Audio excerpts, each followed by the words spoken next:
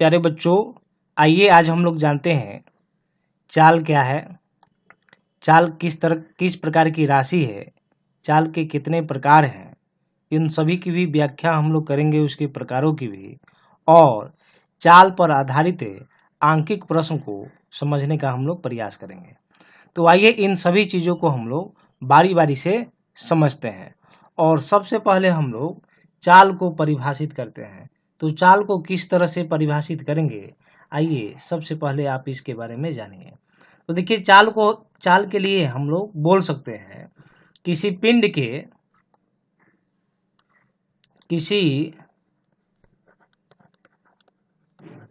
के समय के साथ उसके स्थिति में परिवर्तन की दर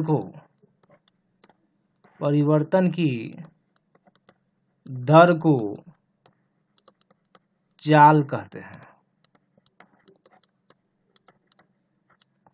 या इसे हम लोग इस तरह से भी परिभाषित कर सकते हैं, किसी पिंड या वस्तु के द्वारा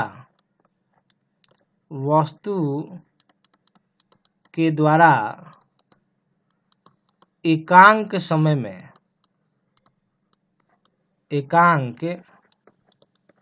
में तय की गई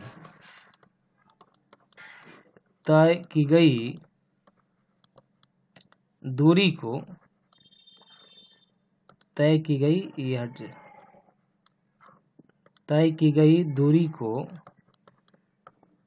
चाल कहते हैं। इस तरह से चाल के लिए हम लोग सूत्र लिख पाएंगे, फॉर्मूला लिख पाएंगे, चाल बराबर दूरी बटे समय। तो ये हो गया फॉर्मूला चाल के लिए। तो जैसा कि हम लोग यहाँ लिखे हुए हैं, किसी पिंड के द्वारा समय के साथ उसकी स्थिति में जो परिवर्तन की दर है, और फिजिक्स में जब भी परिवर्तन की दर की बात की जाती है तो समय के साथ वह दर निकलते हैं। किसका? स्थिति का। यानी कि स्थिति एक प्रकार की क्या है? दूरी है। तो दूरी बटे समय, ये हो जाएगा चाल। या दूसरे भी परिभाषा से हम लोग देखेंगे तो एकांक समय का मतलब हो गया, ये समय देख रहे हैं, इसके आगे कुछ नहीं है तो एकांक समय है। और जितना भी दूरी तय किया जा रहा है तो ये दूरी हो गया। तो दूरी में समय से भाग दिए तो मिल गया हम लोग को चाल। तो इस तरह से चाल को हम लोग परिभाषित करते हैं। चाल से संबंधित कुछ बात आप समझिए। चाल जो है, चाल एक प्रकार की अदिश राशि है। चाल क्या है? अदिश राशि है। सवाल है कि अदिश राशि क्यों है? क्योंकि चाल के पास केवल परिमाण होगा, इसके पास दिशा नहीं होगा। जैसे मान लेते हैं कि कोई पिंड है, वह ए से चलता है और यह जो है इस तरह से घूमते और ये यहाँ बी तक पहुंच जाता है। देखिए, बी तक पहुंच जाता है। ये इस तरह से पथ का अनुसरण करते हुए और ये बी तक पहुंच जा रहा है। तो देखिए, ये पिंड जब ए से चलेगा तो देखिए ये पथ की जो कुल लंबाई होगी, ये पथ की कुल लंबाई हो जाएगी दूरी। पथ की कुल लंबाई हो जाएगी दूरी। और यहाँ से यहाँ तक जाने में इसको पिंड को कुछ समय लगेगा, वही हो गया समय। यानी कि चाल बराबर हो गया दूरी बटा समय। यदि हम लोग पथ की लंबाई को मान लेते हैं x और ये समय हम लोग मान लेते हैं t, तो चाल बराबर भी बराबर लिख सकते हैं x बाई टी। तो ये चाल के लिए हम लोग ऐसा लिखते हैं कि जितना भी दूरी तय किया वह हो गया दूरी यह, और यहाँ से यहाँ तक आने में जो भी समय लगा ये हो गया t। तो इस तरह से चाल बराबर दूरी बटा समय। अब देखिए, यह जो एक अदिश राशि है, अदिश राशि इसलिए है क्योंकि यहाँ पर हम लोग चाल बराबर दूरी बटा समय देंगे तो कुछ ना कुछ मान मिलेगा। जो भी मान लेते हैं, ये आए 2 मीटर पर सेकेंड, यह आ जाए 4 मीटर पर सेकेंड। तो ये 2 या जो 4 है, यह एक प्रकार का क्या है? परिमाण है। तो यानी कि चाल के पास परिमाण है। लेकिन इसके पास दिशा नहीं है, क्योंकि देख रहे हैं बार बार दिशा क्या हो रहा है, परिवर्तित हो रहा है, इसलिए इसके पास दिशा नहीं है, परिमाण है। तो जब केवल परिमाण होगा, दिशा नहीं होगा, तो उसे ही हम लोग बोलते हैं अदिश राशि। अतः चाल एक प्रकार की अदिश राशि है।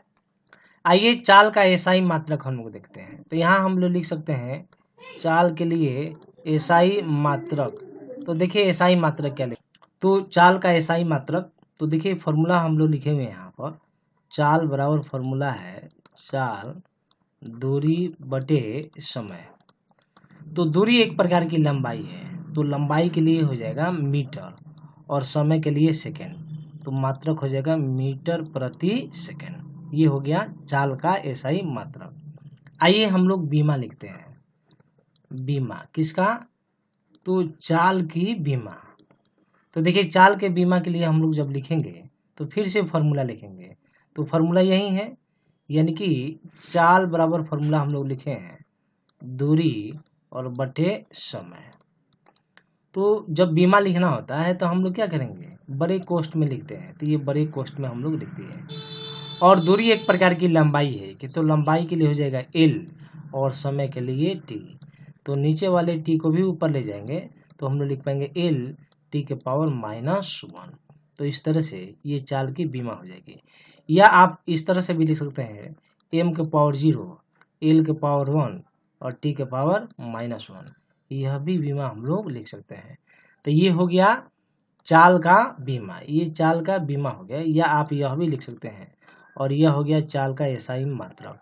ये चाल एक अदिश राशि है। चाल का ये हो गया फॉर्मूला और यह हो गया चाल का डिफिनीशन, यानी कि चाल का परिभाषा। तो ये सब चीज हम लोग जो है अभी जाने। आइए अब हम लोग जानते हैं चाल के प्रकार के बारे में, कि चाल के कितने प्रकार होते हैं। यहाँ लिखते हैं हम लोग चाल के प्रकार, टाइप्स ऑफ स्पीड। तो देखिए चाल के प्रकार क्या क्या है। तो सबसे पहले हम लोग पहला प्रकार लिखते हैं और यह होता है एक समान चाल। एक समान चाल, तो एक समान चाल का मतलब क्या है, इसे यूनिफॉर्म स्पीड के नाम से हम लोग जानते हैं। इंग्लिश में हम लोग यूनिफॉर्म स्पीड बोलते हैं। तो यूनिफॉर्म स्पीड का मतलब क्या है, तो हम लोग लिख सकते हैं जब कोई वस्तु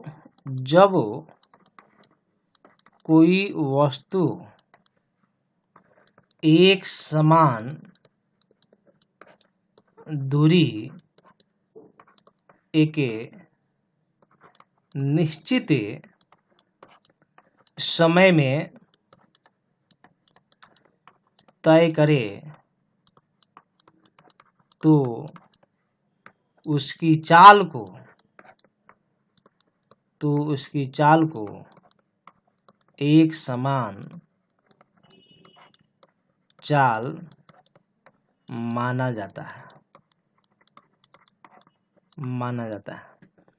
मान लेते हैं कि कोई पिंड है और कोई पिंड मान लेते हैं कि यहाँ से चलता है और वह x1 दूरी जो है t1 समय में तय करता है, और अगला x2 दूरी जो है t2 समय में करता है, फिर अगला x3 दूरी जो है t3 समय में तय करता है, और यह सब दूरी अपने आप में बराबर है, यानी कि x1 बराबर x2 बराबर x3, और यह समय भी अपने आप में बराबर है। समय भी अपने आप में बराबर है। x2 बराबर हो जाएगा t1 बराबर t2 बराबर t3। दूरियां भी बराबर है और समय भी बराबर है। तो जब हम लोग चाल निकालेंगे तब v1 बराबर, तो दूरी बटा चाल भाग कर देंगे इसमें से इससे, तो भाग करेंगे तो देखिए ये v1 मिलेगा, और फिर इसमें से इसमें भाग करेंगे तो ये मिल जाएगा v2 मिल जाएगा, फिर हम लोग भाग करेंगे इसमें से इसे तब ये v3 मिलेगा। देखिए बराबर बराबर है, ये सब एक दूसरे के बराबर है, यह भी सब एक दूसरे के बराबर है। तो जब भाग करेंगे तो यह सभी एक बराबर आएगा। तो जब यही चाल एक समान मान प्राप्त होगा तो इसे ही हम लोग बोलेंगे एक समान चाल। क्या बोलेंगे, एक समान चाल। फॉर एग्जाम्पल मान लेते हैं कि ये जो x1 दूरी है, आपको मान लेते हैं कि ये 100 मीटर आ गया या 10 मीटर आ गया, ये अगला x2 भी 10 मीटर है और अगला x3 भी 10 मीटर आ गया और समय हम लोग मान लेते हैं 2 सेकेंड, यहाँ भी समय ले लेते हैं 2 सेकेंड और यहाँ भी ले लेते हैं 2 सेकेंड। तो v1 बराबर लिखेंगे तो ये हो जाएगा x1 बाई t1 ना। तो x1 का मान 10 तो लिखेंगे 10 मीटर अब बाई 2 सेकेंड तो कितना आ जाएगा 5 मीटर पर सेकेंड। उसी तरह से v2 के लिए लिखेंगे तो लिख पाएंगे x2 बाई t1 यानी कि फिर से 10 मीटर बाई 2 सेकेंड। देख रहे हैं यहाँ भी वही है तो यह भी आ जाएगा 5 मीटर पर सेकेंड। फिर v3 लिखेंगे तो लिखेंगे x3 बाई t3 और ये 10 मीटर बाई 2 सेकेंड, यह भी आ जाएगा 5 मीटर पर सेकेंड। यानी कि प्रत्येक केस में देख रहे हैं चाल एक समान है, इसलिए इसे क्या बोलेंगे हम लोग एक समान चाल बोलेंगे। जब चाल का मान प्रत्येक स्थिति में प्रत्येक समय एक समान रहता है तो इसे ही एक समान चाल कहते हैं। ठीक है, चाल का दूसरा प्रकार है, यहाँ दूसरा प्रकार हम लोग लिख सकते हैं असमान चाल। असमान चाल इसे नॉन यूनिफॉर्म स्पीड कहते हैं, इसे नॉन यूनिफॉर्म स्पीड कहते हैं। तो यहाँ पर हम लोग लिख सकते हैं जब कोई पिंड एक समान दूरी एक निश्चित समय में तय नहीं करे तो उसे असमान चाल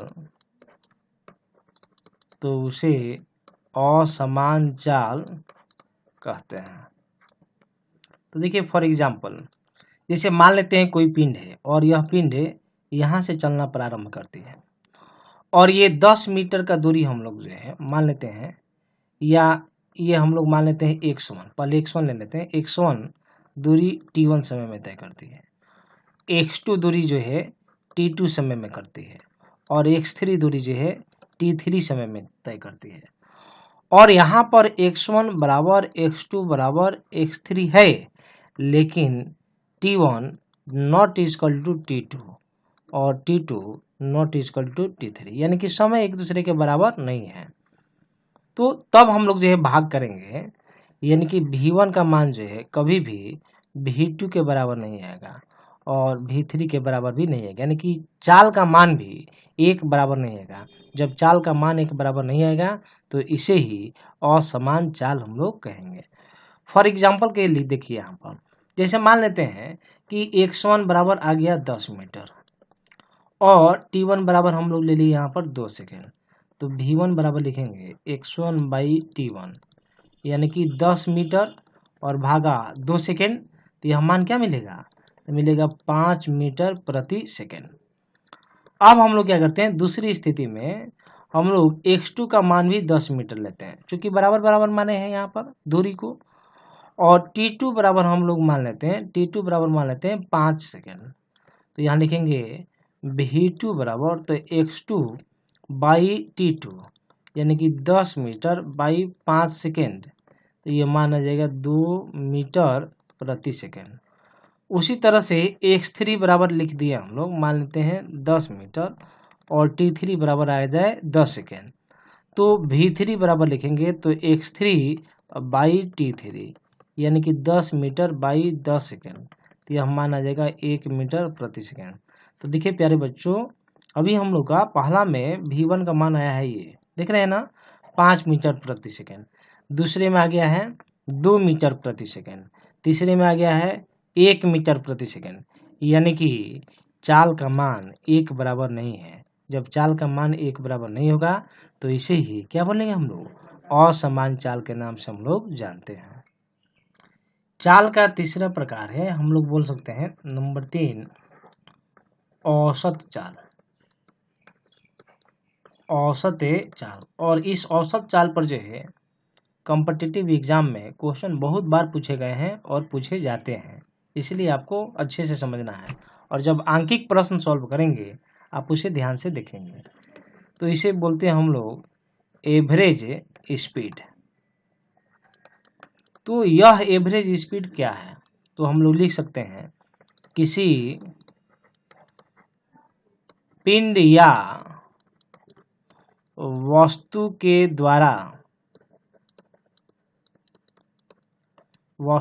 द्वारा तय की गई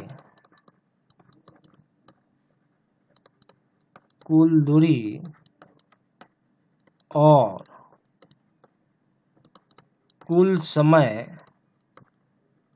के अनुपात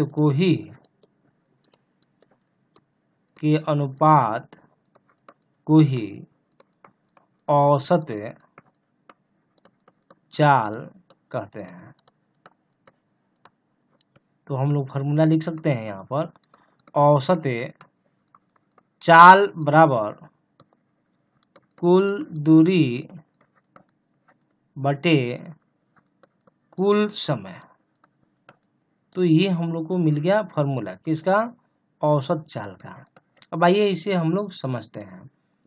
मान लेते हैं कोई पिंड जो है x1 दूरी जो है t1 समय में तय करती है, और यही पिंड मान लेते हैं x2 दूरी जो है t2 समय में तय करती है।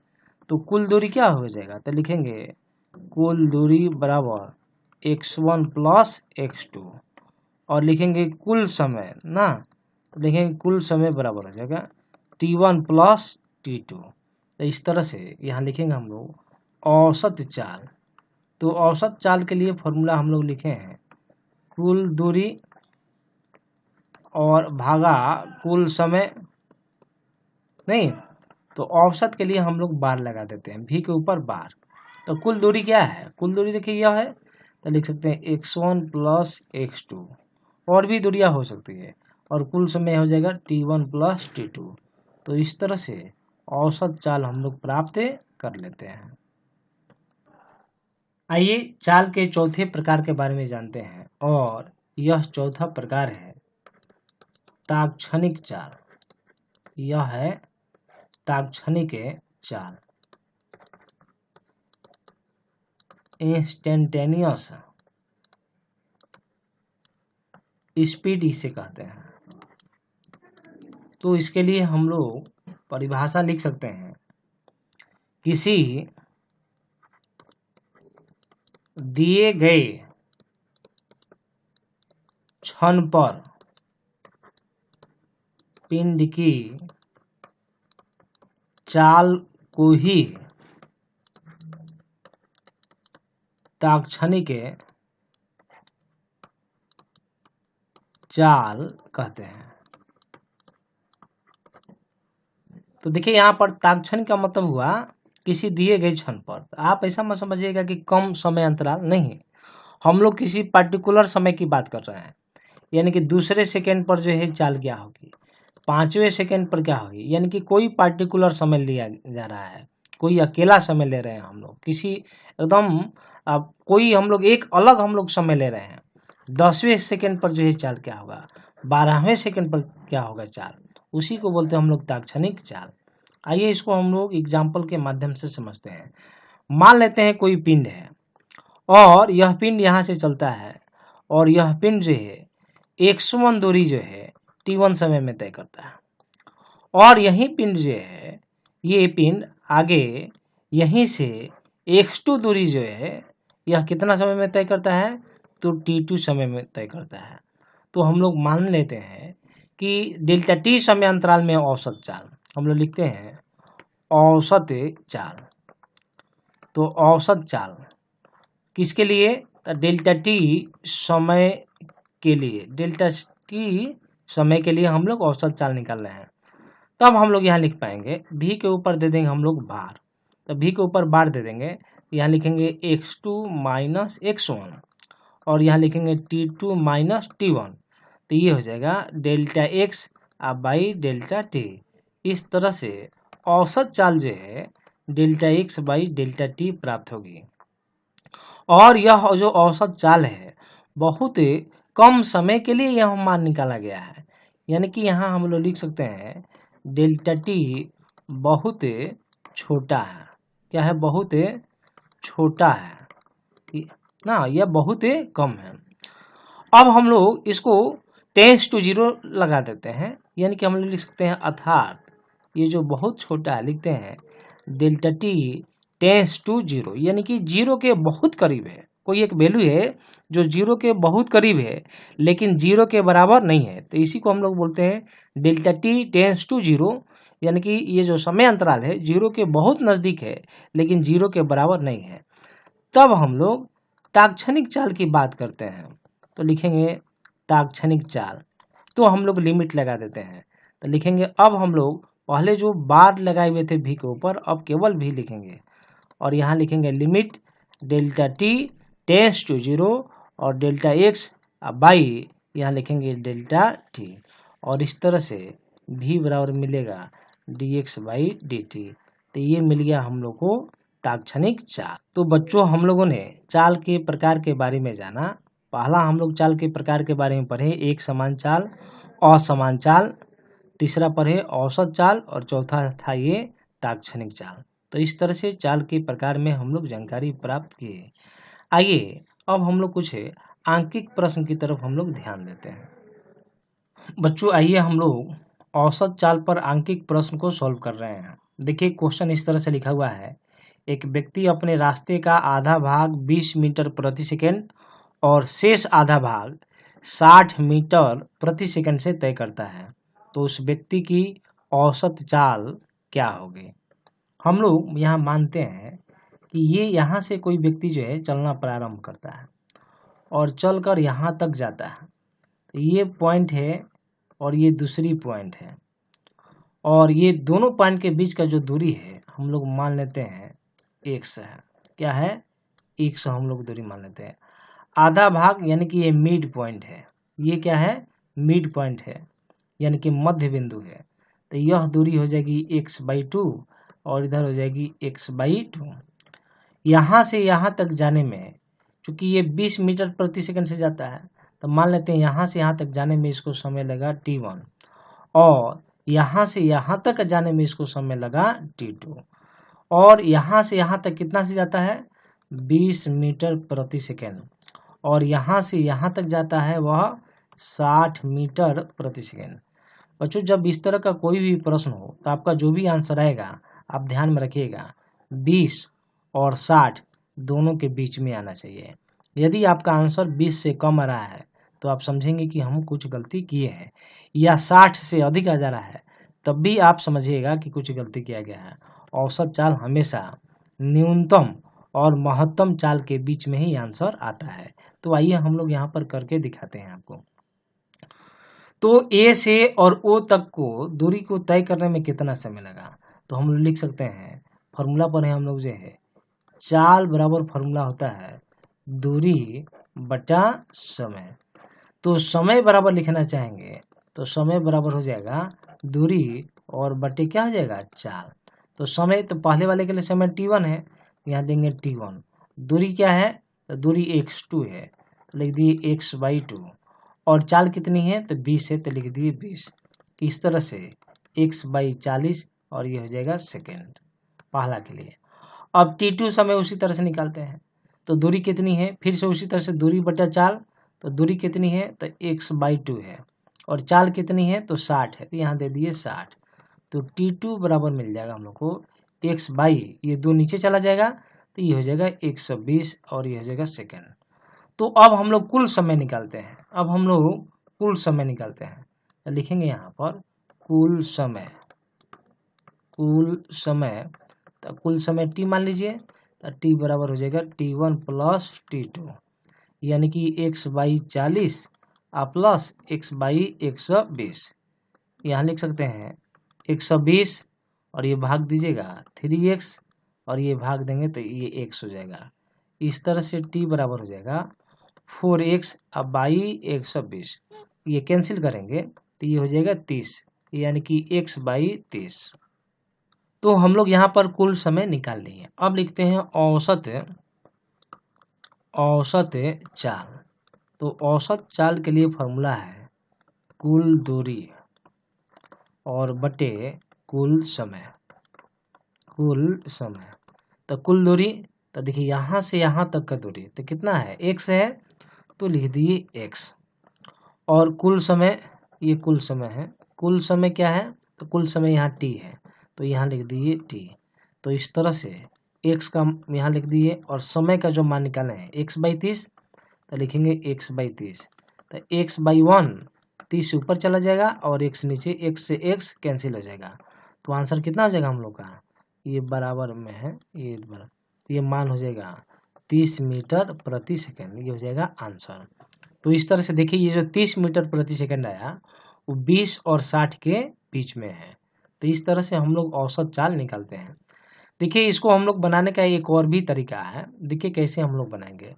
तो यह ट्रिक से हम लोग उपयोग करते हैं और औसत चाल के लिए लिखते हैं 2v1 v2 by v1 plus v2। तो औसत चाल के लिए देखिए ये औसत चाल हो गया, तो लिख दिए 2 अब v1 v2 यानी कि 20 गुने 60 हो जाएगा। दोनों को गुना कर दिया हम लोग और दोनों को जोड़ करके भाग करेंगे, तो जोड़ेंगे तो 20 और 60 80 हो जाएगा। तो यहाँ लिख दिए हम लोग 80। यहाँ देखिए 20 चौके 80 हो जाएगा, और ये 2 दूना 4 हो जाएगा, और ये 30 दूना 60 हो जाएगा। तो आंसर मिल गया 30 मीटर प्रति सेकंड। तो हम लोग यह ट्रिक से भी बना सकते हैं, लेकिन ट्रिक जो है हर एक जगह सक्सेसफुल नहीं होता है, लेकिन कॉन्सेप्ट आपका हर एक जगह सक्सेसफुल होगा, वह सभी जगह सफल होगा। तो देखिए ये ट्रिक जो है तभी हम लोग उपयोग करेंगे जब यह दूरी आधा आधा होगा। देख रहे हैं ना x/2 ये आधा आधा होगा, तभी यह ट्रिक आपका सफल होगा। अगर दूरी आधा आधा नहीं होगा तो ये ट्रिक आपका बेकार हो जाएगा। तो जब दूरी बराबर बराबर हो, आधा आधा हो, तभी हम लोग इस फॉर्मूला का हम लोग यूज करेंगे। अदरवाइज हम लोग क्वेश्चन को बनाने में इसी कॉन्सेप्ट का ही हम लोग यूज करते हैं।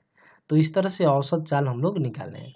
आइए एक दूसरे प्रश्न यहाँ देखते हैं, और प्रश्न इस तरह से है, कोई व्यक्ति जो है अपने पथ की कुल लंबाई का 1/3 भाग 40 मीटर प्रति सेकंड से और शेष भाग 60 मीटर प्रति सेकंड की चाल से तय करता है, तो उसकी औसत चाल बतावें। तो यहाँ पर हम लोग डायग्राम बना लेते हैं। ये मान लेते हैं ये स्टार्टिंग पॉइंट है और यहाँ तक जा रहा है, ये ए पॉइंट ले लीजिए और ये बी पॉइंट, 1/3। तो मान लेते हैं कि यहाँ से कुल दूरी हम लोग मान लेते हैं x, तो ये हो जाएगा x/3 और शेष हो जाएगा 2x/3। ये x/3 यानी कि 1/3 हो गया, और शेष तो x में से x/3 हम लोग घटाएंगे, यानी कि x घटा x/3 तो मिल जाएगा 2x/3, वहीं शेष दूरी हो जाएगा। और ये जो 1/3 है कितना से तय कर रहा है, 40 मीटर प्रति सेकंड, और शेष 60 मीटर प्रति सेकंड। मानते हैं कि तिहाई दूरी तय करने में t1 समय लगा और ये समय लगा t2। तो यहाँ पर हम लोग समय निकाल सकते हैं, यानी कि t1 बराबर तो दूरी बटे चाल, तो दूरी x/3 है, तो x/3 चाल, तो चाल कितना है 40, तो दे दिए 40। तो t1 बराबर लिख सकते हैं x/3 नीचे चला जाएगा, तो ये हो जाएगा 120, ये हो जाएगा सेकेंड। उसी तरह से हम लोग दूसरा लेते हैं t2, तो दूरी कितनी है, तो ये दूरी है 2x/3 और चाल कितनी है 60 है, तो यहाँ पर दे दिए 60। तो लिख पाएंगे t2 बराबर 2x/ और ये 3 नीचे चला जाएगा, तो ये हो जाएगा 180। तो देखिए ये कैंसिल हो जाएगा, तो ये हो जाएगा 90, यानी कि t2 बराबर हो जाएगा x/90। अब कुल समय हम लोग निकाल लेते हैं। तो यहाँ हम लोग लिख पाएंगे कुल समय, तो लिखते हैं कुल समय t मान लेते हैं, ये हो जाएगा t1 प्लस t2। तो लिख पाएंगे x/120 जोड़ x/90। एलसीएम ले लेते हैं, तो एलसीएम 360। तो ये भाग देखिए 120 से हम लोग भाग देंगे इसमें, तो 12 36, तो ये हो जाएगा 3x प्लस, और ये भाग देंगे तो ये हो जाएगा 4x, यानी कि t बराबर हम लोग को मान मिलेगा 7x/360। तो ये हम लोग समय निकाल लिए। औसत चाल, तो यहाँ लिख सकते हैं औसत चाल बराबर कुल दूरी बटे कुल समय, तो यहाँ लिख दिए कुल समय। तो कुल दूरी x है, कुल दूरी x है, दिख रहे हैं यहाँ से यहाँ तक का कुल दूरी x है, और कुल समय t है, नहीं कुल समय t है, तो यहाँ लिख दिए हम लोग x अपॉन और टी के बदले ये लिखेंगे तो कितना हो जाएगा 7x बाई 360। तो औसत चाल के लिए भी बार लिख देते हैं तो x बाई 1 इंटू 360 चला जाएगा ऊपर और 7x चला जाएगा नीचे, ये कैंसिल हो गया। अब भाग दीजिए 7 बचे 35 तो 1 हो जाएगा, ये 0 7 तो ये हो जाएगा 1 ना 3 तो ये हो जाएगा 7 चौक 28, यानी कि ये हम लोग का मान हो जाएगा औसत चाल का 51.4 मीटर प्रति सेकेंड। तो इस तरह से हम लोग क्वेश्चन को जो बराबर बराबर नहीं रहता है, देख रहे हैं यहाँ 1/3 है और दूसरा वाला 2x/3 है, तो जो ट्रिक पहले हम लोग उपयोग किए थे वह ट्रिक जो है अभी सक्सेसफुल नहीं होगा। तो ये कॉन्सेप्ट को ही आधार बनाकर हम लोग जो है क्वेश्चन को सॉल्व करने का प्रयास करेंगे। देखिए बच्चों एक और क्वेश्चन यहाँ है, एक स्कूटर है 90 मीटर प्रति सेकंड की चाल से 4 सेकंड के लिए चलता है, फिर पुनः 60 मीटर प्रति सेकंड की चाल से 2 सेकंड के लिए चलता है, तो इस स्कूटर की औसत चाल बताएं। तो यहाँ पर हम लोग डायग्राम बना लेते हैं और ये डायग्राम हम लोग इस तरह से बनाते हैं, ये मान लीजिए ए, इसको मान लेते हैं बी और ये हम लोग एक पॉइंट ले लेते हैं, ये मान लेते हैं ओ। तो 90 मीटर प्रति सेकंड की चाल से चलता है, कितने सेकंड के लिए 2 सेकंड के लिए, और फिर 60 मीटर प्रति सेकंड की चाल से जाता है, कितने सेकंड के लिए, तो ये है 4 सेकंड के लिए, ये 4 सेकंड के लिए है और यह है 2 सेकंड के लिए। तो औसत चाल, तो देखिए यहाँ से यहाँ तक जाएगा तो कुछ दूरी तय करेगा, मान लीजिए यह दूरी x1 तय करेगा और यहाँ से यहाँ तक जाएगा तो मान लीजिए यह इतने समय में x2 दूरी तय करेगा। तो देखिए हम लोग फॉर्मूला पढ़े हैं कि दूरी बराबर हो जाएगा चाल गुने समय, इसलिए क्योंकि चाल बराबर हम लोग फॉर्मूला जानते हैं दूरी बटे समय, दूरी बटे समय, तो दूरी बराबर तो ये गुना कर देंगे चाल को समय से, तो ये दूरी के लिए हम लोग फॉर्मूला प्राप्त किए। दूरी क्या है x1 है तो x1 लिख दिए और चाल कितनी है 90, तो यहाँ लिख दिए 90 और समय है तो समय कितना है 4 सेकंड, तो दे दिए 4 सेकंड नहीं, और ये हो जाएगा मीटर प्रति सेकंड और ये सेकंड, सेकंड से सेकंड कैंसिल हो जाएगा, तो ये दूरी कितना हो जाएगा 360 मीटर, मीटर बच गया तो लिख दिए मीटर। उसी तरह से x2 के लिए तो चाल कितनी है, चाल है कितना तो 60 मीटर प्रति सेकंड, तो 60 मीटर प्रति सेकंड और समय 2 सेकंड, तो दे दिए 2 सेकंड, सेकंड से सेकंड कैंसिल हो जाएगा, तो दूरी कितनी हो जाएगी 120 मीटर। अब हम लोग कुल दूरी लिखते हैं, तो यहाँ लिखेंगे कुल दूरी, तो कुल दूरी कितनी हो जाएगी तो x1 प्लस x2 और इसको मान लीजिए आप x, तो देखिए ये कितना हो जाएगा x1 कितना है 360, तो 360 प्लस 120 ये सब मीटर में हो जाएगा, यानी कि x बराबर हो जाएगा 480 मीटर और समय कितना हो जाएगा 4 सेकेंड और 2 सेकेंड, यहाँ लिख सकते हैं 4 प्लस 2 सेकेंड, तो ये कितना हो जाएगा 6 सेकेंड नहीं। तो इस तरह से लिखेंगे हम लोग औसत चाल, तो लिख पाएंगे औसत चाल बराबर कुल दूरी बटे कुल समय। तो यहाँ पर कुल दूरी कितनी है 480 और ये 6, ये मीटर और ये सेकंड, तो ये करेंगे 6 8 48, यानी कि कितनी हो जाएगी 80 मीटर प्रति सेकंड। तो इस तरह के क्वेश्चन को हम लोग ऐसे सॉल्व करते हैं। प्यारे बच्चों हमारा वीडियो पसंद आने पर आप इसे लाइक कीजिए, सब्सक्राइब कीजिए, शेयर कीजिए और कमेंट कीजिए। आपको क्या परेशानी है, क्या दिक्कत है, आप कमेंट करके ज़रूर लिखिए। आप और क्या चाहते हैं हमसे, हम आपकी जो भी इच्छा होगी उसे पूरा करने का पूरा प्रयास करेंगे। आपका बहुत बहुत धन्यवाद।